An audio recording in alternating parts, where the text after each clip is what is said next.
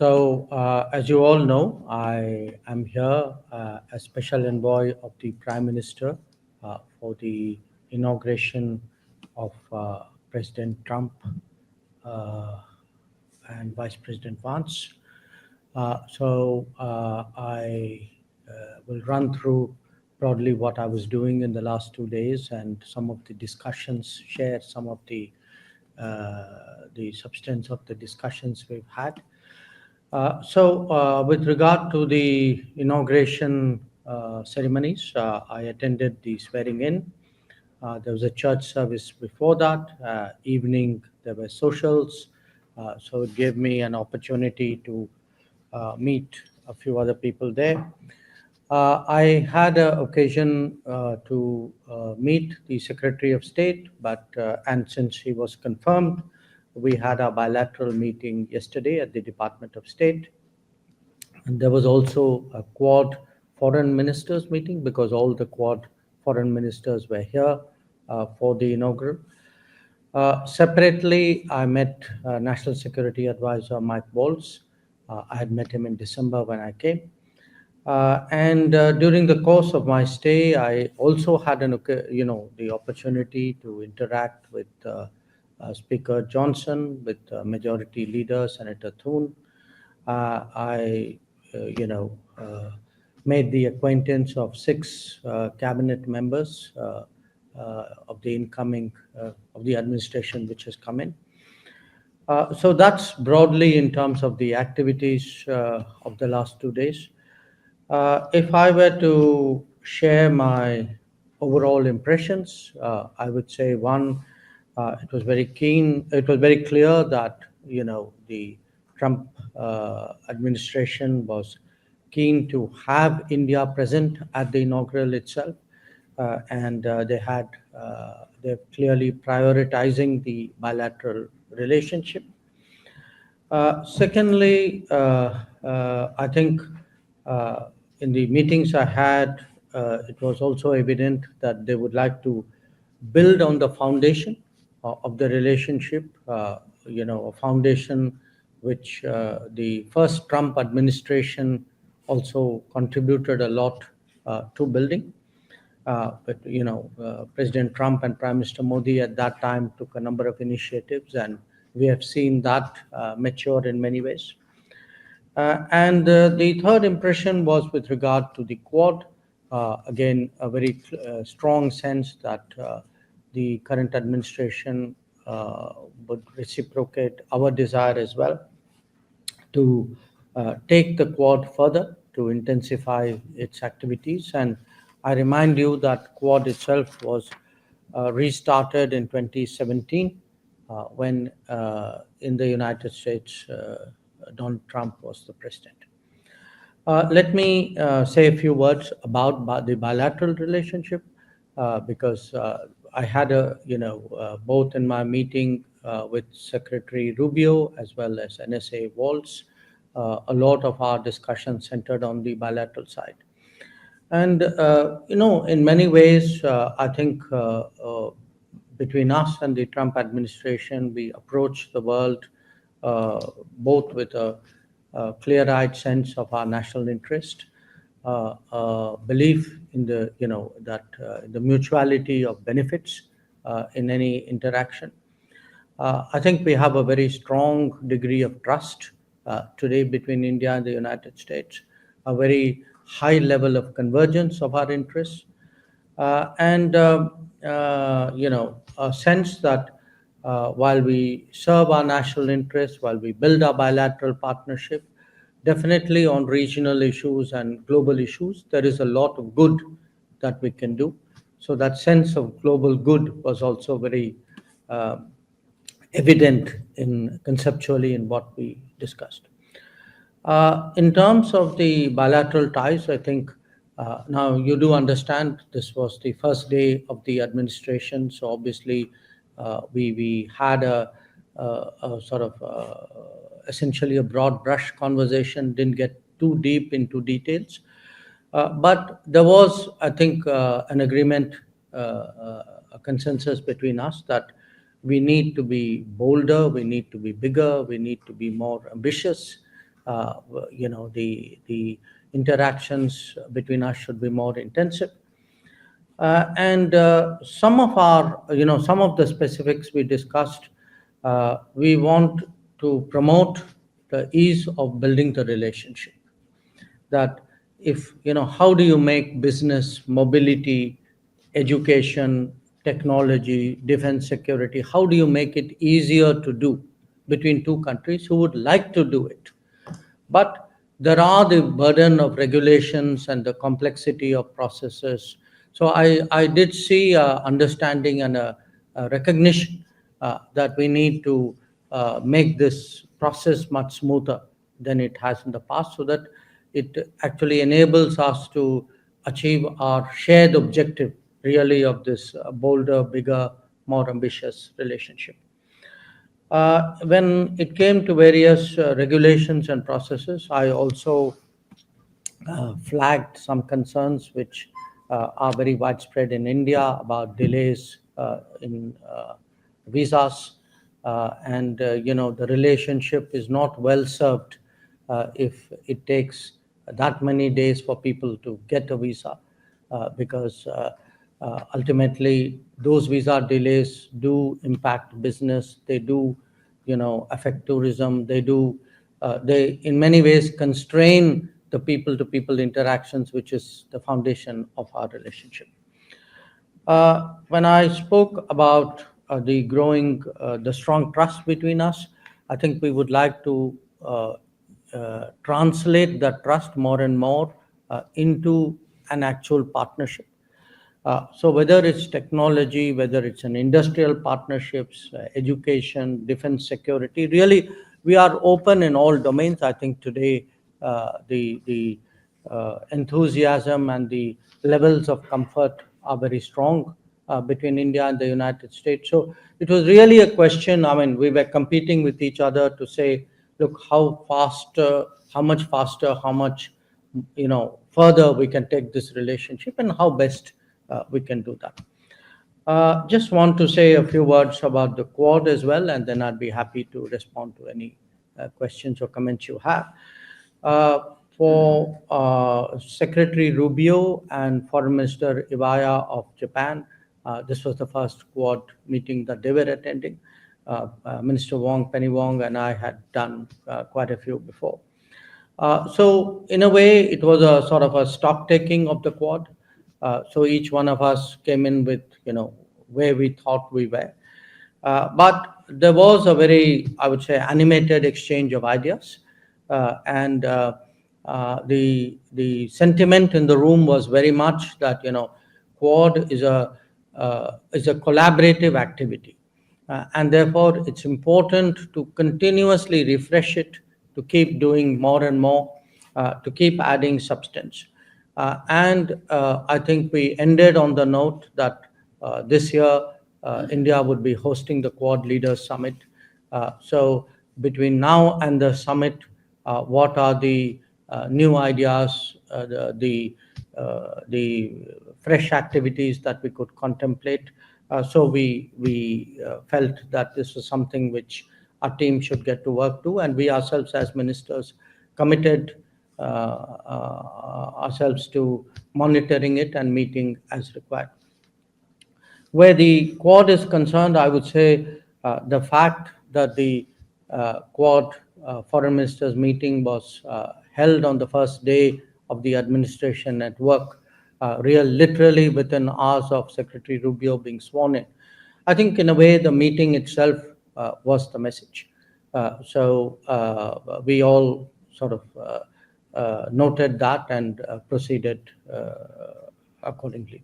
So this was broadly, what's been the activities of the last 2 days. I'm happy to respond to any questions that you may have. But overall, I again would say that it's been for me a great honor to represent the Prime Minister and the Government of India at this important occasion. And I do think that my presence here is not only a statement about the relationship, but has also been a very valuable opportunity to get off to a very early start. Thank you. Thank you, sir. We'll now take 2 to 3 sets of questions. We'll start with the first. Saurabh, Yashwant, Lalit. Minister, welcome to DC and a belated happy birthday to you. Thank you. Minister, you spoke about the trust. If you could please Yeah, identify Saurabh your Shukla from New Mobile. Minister, you spoke about the trust in the relationship, and that was clearly visible in the manner in which the US side recorded red carpet welcome to you for this inaugural. There is a sense that President Trump, and he's spoken about it many times, about the special partnership with Prime Minister Modi. How soon do you see a summit meeting happening between President Trump and Prime Minister Modi, and what agenda has in the works for that? Okay, sure. Yashwant. Thank you so much for doing this to me. Yashwant Raj for awareness.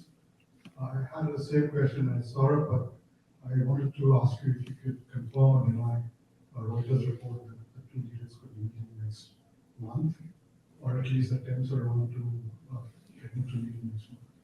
And two, in the State Department readout of your meeting with Secretary Rubio, it said Secretary Rubio raised something about irregular migration. I was wondering if that was another phrase for illegal people, Indians coming in illegally through the southern border of the country. Thank you. Lalit. Lalit Shah from Media Investors of India. Just follow up on what Yashwant said. There's news reported out of India that India is working with the Trump administration to deport around 18,000 undocumented Indians. Can you confirm that? Who told who's only deported from the US? And secondly, did any one of those officials of the Trump administration raise the issue which were the roadblocks in the relationship, the court cases that are going on for some Indian officials and Indian businessmen? Sorry, about? The court cases that's going on about Indian officials, former Indian officials, and the Indian businessmen. Oh, okay. So the first question, observation, Saurabh, yes, I definitely, as someone who's been involved in the relationship for many, many decades, I would say that the levels of trust are very high, and not just because, in a way, the trust is a more systemic sentiment. I would also say there's a very visible chemistry between Prime Minister Modi and President Trump, and that also, in a sense, percolates through the system and reinforces that comfort and trust that you have referred to. So there was a very visible appetite to get this relationship moving, to do more, to raise the bar, set bigger goals. So that was the sort of feeling in the room. Now, in terms of your query about and what Yashwant also raised about possible meeting between the leadership, between the Prime Minister and the President. Look, I mean, the administration has just come in. Understandably, at the moment, everybody is focused on the inaugural ceremony. I mean, they're also finding their feet and attending to the priorities of the day. But I mean, clearly there is an interest in taking the relationship forward. Now, the exact mechanics of it, as and when we have something to tell you, we'd be happy to share with you. But I do remind you that the Prime Minister had a very early phone call with President Trump, and that I had come last month and made the initial contact with the NSA. So it should give you a direction in which today the relationship is going. At what point the direction reaches that culminating point, I think we'll have to wait and see. In terms of your second observation, one other issue, Saurabh, you asked about the agenda. Again, there are these broad subjects, let us say defense and security, or skills and education, or technology. But within that, I think there's a lot of latitude, there's a lot of unexploited space. There are things there are new things to do, but there's also the challenge of how do we do the regular things better than we were doing. Uh, so, uh, so I think there was a openness to look at a lot of this, especially, some of our concerns about process issues, delays. I think there was a very positive response because that's also the outlook of the administration as a whole. That how do we make governance more efficient and effective? If you have in the two countries really two leaders who are very focused on effectiveness and the quality and the speed of governance, efficiency of governance, naturally that is something which also percolates into the relationship as well. In terms of the reference you made, Yashwant, to the irregular migration, yes, we had a discussion on a range of issues, and one of the issues which came up was actually mobility of people. Now, we have a position on mobility which is a principal position, applies to all countries. As a government, we obviously are very much supportive of legal mobility because we do believe in a global workplace. We want Indian talent and Indian skills to have the maximum opportunity at a global level. At the same time, we are also very firmly opposed to illegal mobility and illegal migration because you also know that when something illegal happens, many other illegal activities get joined onto it. And it's not, this is not desirable, it's certainly not reputationally good. We have, with every country, and the US is no exception, we have always taken the view that if there are any of our citizens who are not here legally, if we are sure that they are our citizens, we have always been, open to their legitimate return to India. So it's not a position unique to the United States. I do understand right now that there is a certain debate going on and a resulting sensitivity which is there. But we have been consistent, we have been very principled about it, and that remains our position. And I conveyed that very clearly to Secretary Rubio. At the same time, I also told him that, look, while we understand all of this, and I also accept that these are autonomous processes, it is in our mutual interest to facilitate legal and mutually beneficial mobility. So, as I said, if it takes 400 odd days waiting period to get a visa, I don't think the relationship is well served by this. So I think he also noted that point. So let us see how we take that forward. But while I've seen some numbers, and I'm moving now to Lalit's question here, I've seen some numbers. I caution you about them because for us, a number is operative when we can actually validate the fact that the individual concerned is of Indian origin. So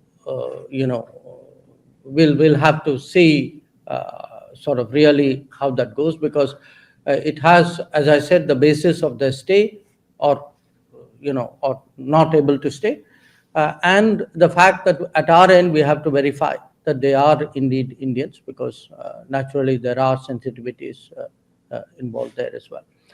On the court case issue, no, the subject did not come up. Seema, Mr. Jayaraman, and then Supat.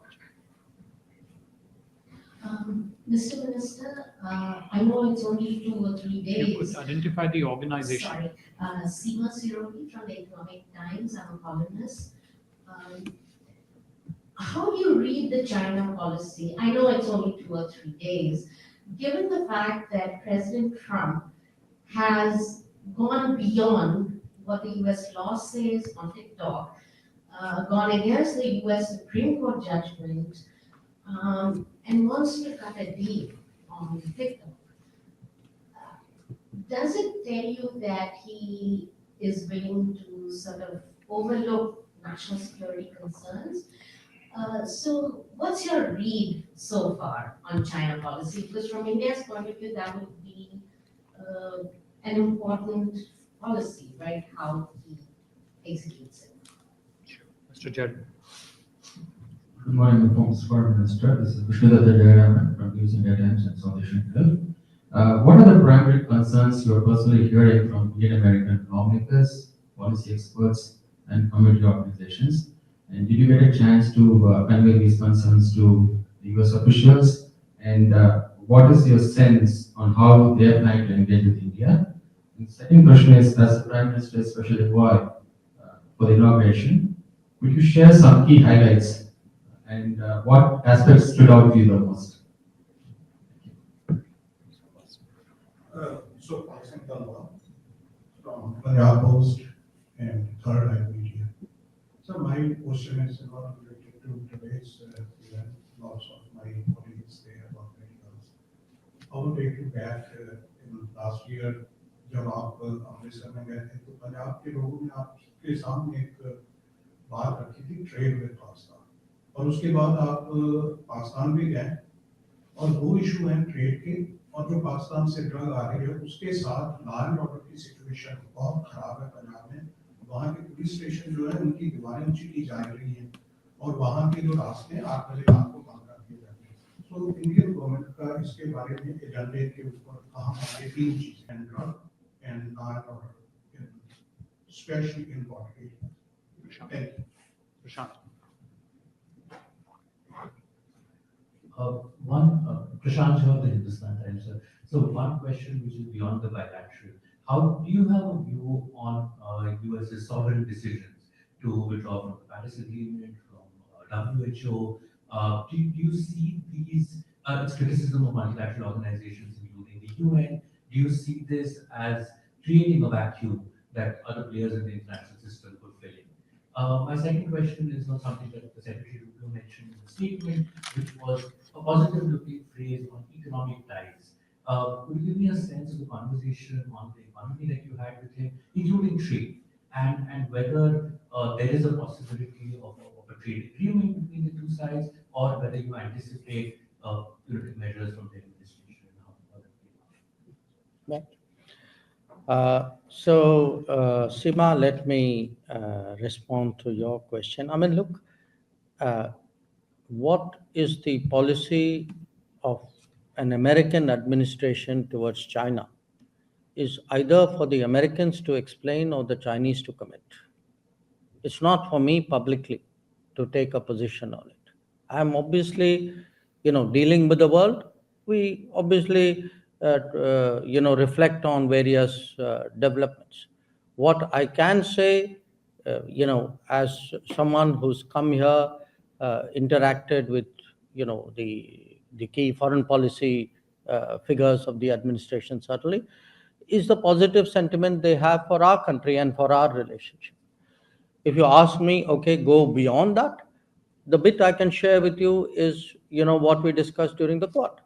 And during the Quad, the sentiment was very clear that, the Indo-Pacific is a very crucial region, that it's important, that there is stability there is security there is respect for law. I think, some of it was very succinctly captured in that statement which was there.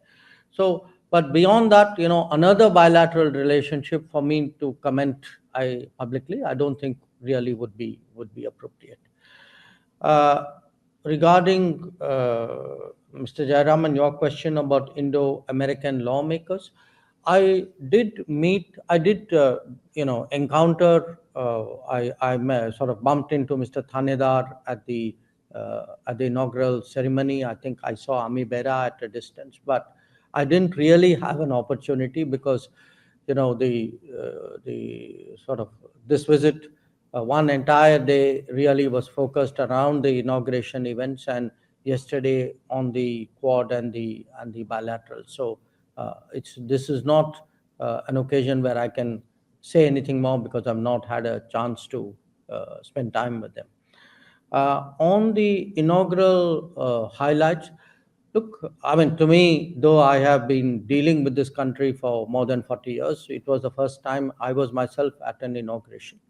And obviously, it was something which was very impressive.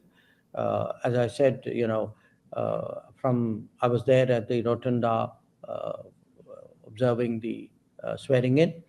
And the between the prayer service and the social occasions, you got a flavor really of the sentiment, or the interaction of various people who are there, their enthusiasm. I mean, what I saw was really a very confident, upbeat, incoming administration. I mean, that feeling that, look, we need to get things done, and where India is concerned, that you are a partner with whom we can get things done. That because there is already a strong chemistry between the president and the prime minister. There is a previous administration with whom, which we were the same at that point of time, that there is that history of working together. So that buoyancy and that confidence which I saw generally, I mean, if you look at it, I mean, the last 48 hours, I mean, it's been an extraordinarily active administration. And not just last 48 hours, they were actually very active even before they actually assumed office. So I think that energy which I could experience, I can tell you in many ways is fully reflected on the Indian side, and we would certainly like to use that to take our relationship to a higher level. Satpal ji, जो आपका जो प्रश्न जो था trade with Pakistan, देखिए, trade हमने तो बंद नहीं किया। जो किया तो उनके प्रशासन ने जो 2019 में जो निर्णय लिए गए कि भारत के साथ व्यापार नहीं करना, वो उनके साइड से था। तो हमारा जो ये इस मुद्दा के बारे में हमारी जो चिंता जो थी, शुरू से हमारा हित था कि हमें MFN स्टेटस मिले, कि हम पाकिस्तान को MFN स्टेटस देते थे, वो हमको देते नहीं थे। तो आज पिछले साल के बाद ऐसी कोई पाकिस्तान के साथ बैठ के ऐसी कोई बात नहीं हुई व्यापार के बारे में, ना उनके यहाँ से कोई ऐसा इनिशिएटिव आया है। जो ड्रग्स के बारे में जो आप कह रहे हैं, वो तो सबको जानकारी है इसमें कि वहाँ से ड्रग्स काफ़ी संख्या में आते हैं, और ये चिंताजनक विषय है। और जो वहाँ जो लॉ एंड ऑर्डर, अगर आप पाकिस्तान की लॉ एंड ऑर्डर बात कर रहे हैं या बॉर्डर एरिया की लॉ एंड ऑर्डर, हाँ, देखिए, जो हमारे यहाँ जो इंटरनल अफेयर्स हैं, आप जानते हैं कि मैं देश के बाहर जाके इसके बारे में टिप्पणी नहीं करता। तो हमारे जो भी एडमिनिस्ट्रेटिव चैलेंजेस हैं, हम निपट लेंगे उसके साथ। ये तो हम पर ही निर्भर है कि हम कैसे रिस्पॉन्स करें। जो आपका जो है Prashant, your question on what is our reaction? Look, every country has a sovereign right to take decisions, about what are their international commitments and responsibilities. So we can have our respective views on it. I mean, obviously, it's not necessarily identical for countries, but I think that's a decision they have taken. I mean, different countries may have their own view of and their own stance in that regard, but it is their decision. So I leave it at that. On your issue on economic, you asked me, give me a sense of the economic discussions. There was a discussion both with the secretary as well as with the NSA. Not in detail again. I mean, please do appreciate, I mean, that we were running a tight timeline. We had also a quad to do. But the overall sense is, look, there are a lot of opportunities here.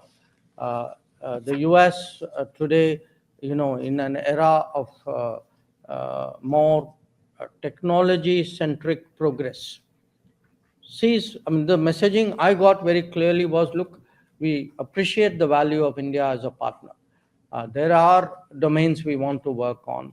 There are systemic things we need to do to sort of optimize collaboration. Obviously, I mean, there will be the economic interests of the two countries, we will sit down and talk about it and discuss that when the moment is opportune.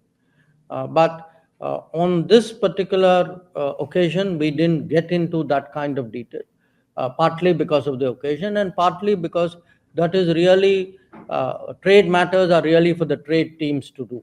On either side, it's not my direct jurisdiction, nor was it those of the people I was meeting. But for me, the deeper sentiment was really the takeaway, saying, look, uh, uh, you have your interest, we have ours, we have to harmonize it, we have to get the best out of it. We are very confident that, I didn't get the sense of it being a zero-sum game. I saw it as much more collaborative. And a lot of, I would say, attention on ISET, on, semiconductors, on supply chains. I mean, it was much more that than, the other issues. Thank you very much. Mr. Prime Minister has another engagement. Okay, Ms. Poonam, I think got left out. No, last question. Sorry, we have another engagement here. Yes, please, Natalie. She couldn't answer the questions. Minister, in your discussions with National Security Advisor Waltz and Secretary Rubio, did you touch upon the treatment of minorities in Bangladesh?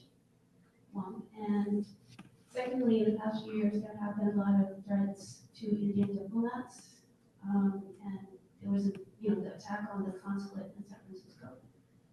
Do you feel that this administration will be more cognizant of national security threats? The first question, yes, we had a brief discussion on Bangladesh. I don't think it's appropriate I get into more details. On the second question, I didn't on this occasion raise those issues, but I do want to say that the arson attack on our consulate in San Francisco is a very, very serious matter, and it is something which we expect accountability, and we would like to see that people who did it are held responsible. Thank you very much, sir. This brings to close this morning's session. Thank you.